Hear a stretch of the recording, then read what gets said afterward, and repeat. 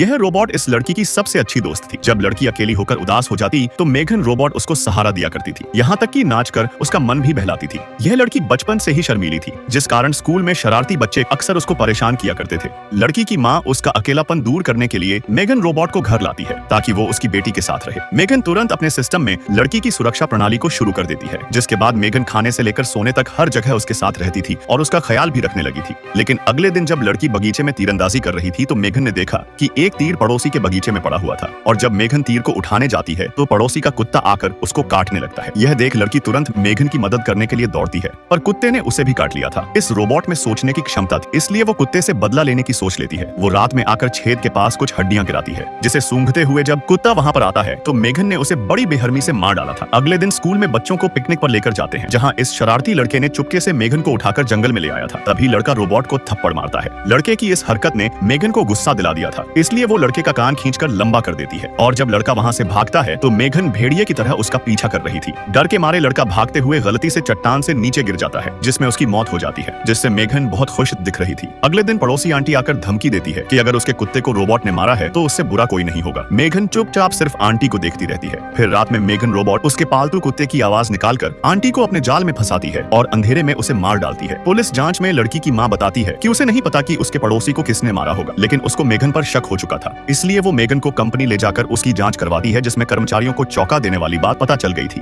पर तभी अचानक मेघन उठ जाती है और कर्मचारी को सीधा ऊपर पहुंचा देती है, जिसके बाद उसने स्क्रू ड्राइवर उठाया और शांति से बाहर आकर गाड़ी से सीधा लड़की की मां की तरफ जा रही थी।